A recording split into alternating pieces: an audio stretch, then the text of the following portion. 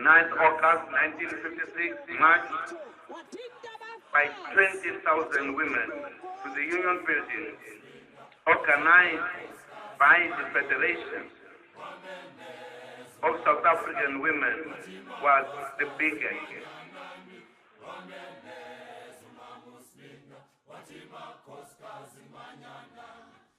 I felt a lump in my throat when I looked at this large army of women, dignified women, courageous women. The four remarkable leaders of the march: Sophie Duplain, Rahima Musa, Lillian Goy, and Helen Joseph.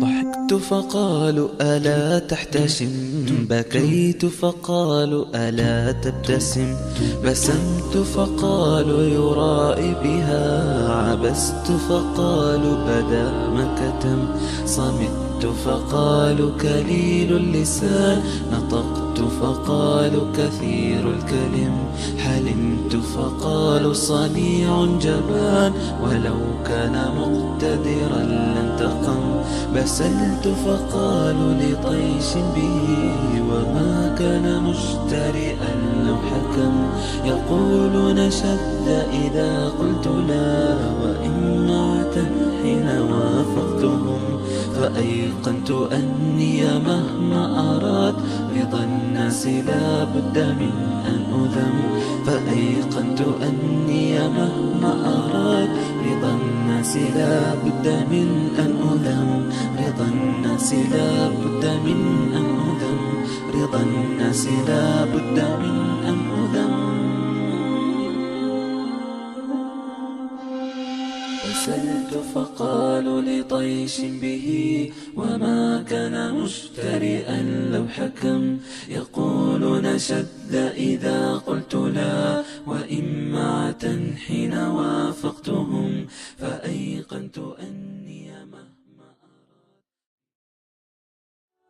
Every successful man needs a Khadija. So the first person to embrace Islam was a woman. The first person to die for Islam was a woman, Sumayya. The greatest scholar of Islam was a woman, Aisha. The person who loved the Prophet the most was a woman. Who was that woman? Fatima. The person who made the biggest sacrifice for Islam in one day was a woman, Khansa. One of the greatest fighters in Islamic history was a woman, Khawla bint al-Aswar.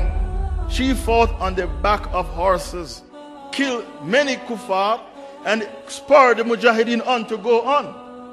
The warrior behind the veil, a woman. Women were at the forefront of this Islamic awakening, side by side with the Rasul sallallahu alaihi wasallam.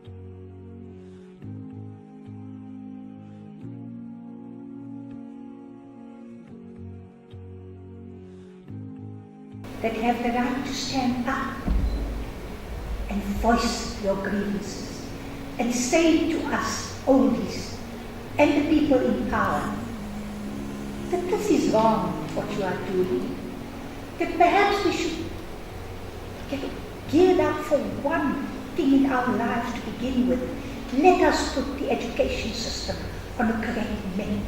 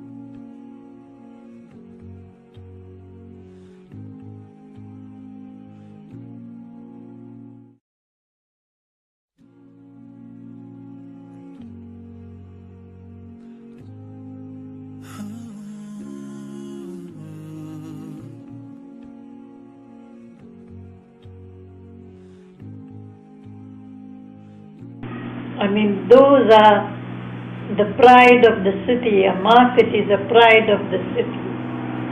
Apart from attracting or creating livelihoods, they are places where you go and you visit and you see.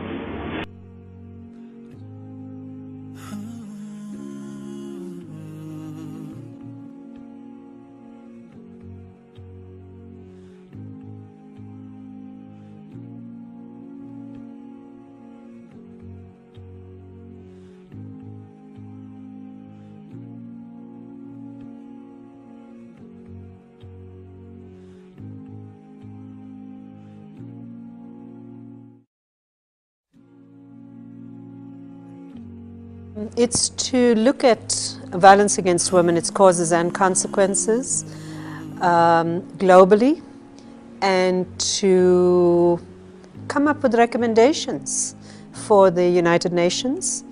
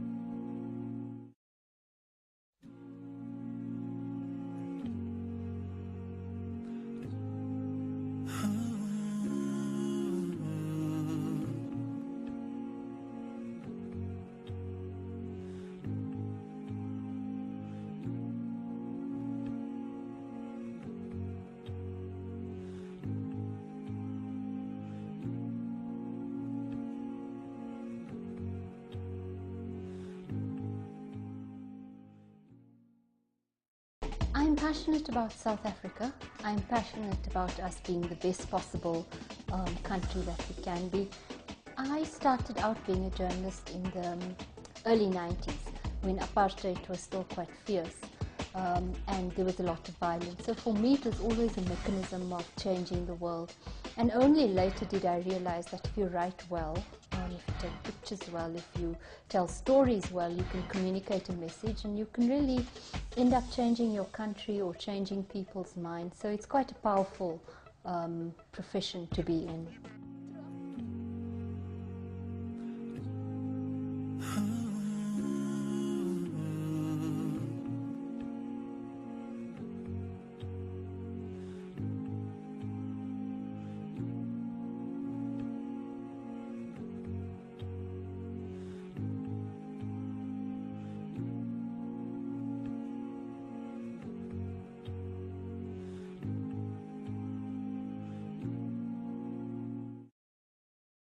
For everybody, for people, that I think that we have to be sincere in all our dealings. Whether you're a brand, whether you're a journalist, whether you're a student, that I think that we have to, look at what our intentions are, good or bad, and make sure that what we're doing, follows up with there is a congruence between what we're doing and what our intentions are.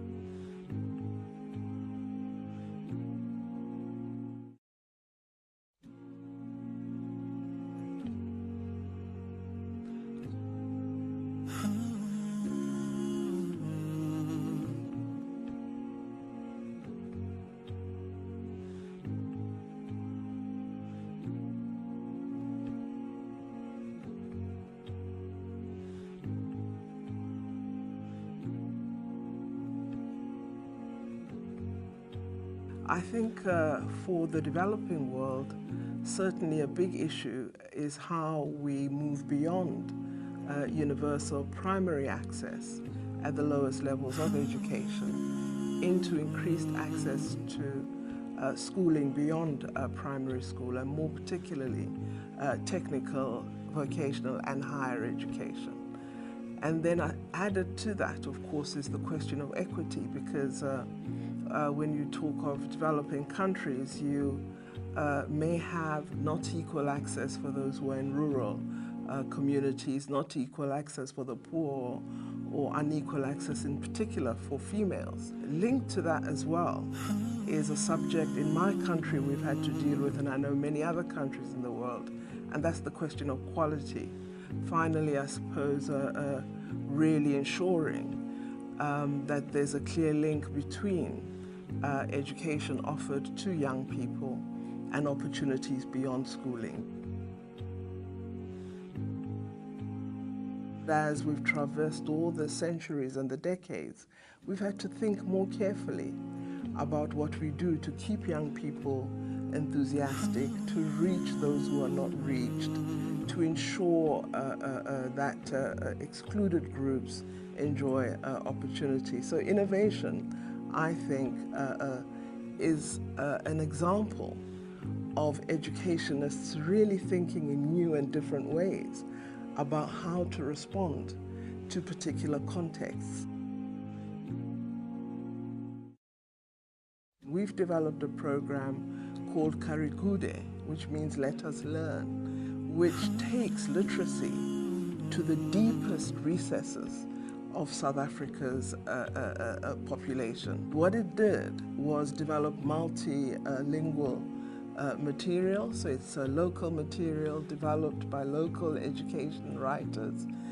It then used young people as volunteers who were spread throughout the country. They go out into every community, church halls are used, classrooms, city halls. It was a mobile, in a sense, literacy project that would get you wherever you are, and you would have access to material fully funded that is accessible to you. And I think it's been a very important intervention where millions of people who had no opportunity for literacy now enjoy this opportunity. When one thinks about a forum such as WISE, and its potential contribution. One goes back again to the usual conferences that we have as the education sector, where we're really asking, how well are we doing? What are the problems? How do we solve the problems? Very rarely do we call you to a conference to say, tell us about your innovation. Tell us about the impact you're having. That's a different kind of forum for educationists, and I think it's the reason for this participation, which is growing each year.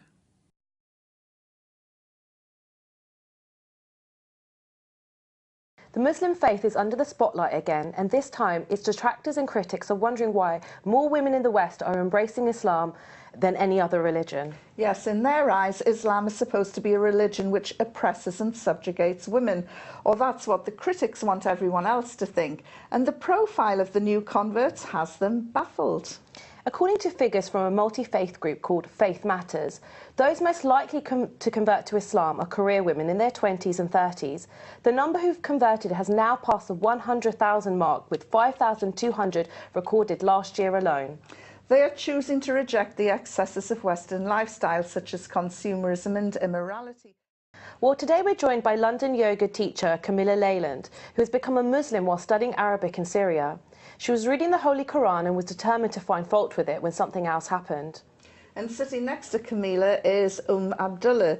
She was tipped to be the next Naomi Campbell, but the supermodel in the making abandoned the international catwalks for Islam. She now inspires and motivates Muslims and non-Muslims alike with her amazing story. Abdullah, you were living to the Western excess, as they say. You were a stunning catwalk model. Teenage girls who are tuning into this will be thinking, this is what we want to do. And you threw it all away. Yes. What happened to you? It was a long journey, actually. It started from the age of about 15. I never had the desire to be a model. It happened by accident.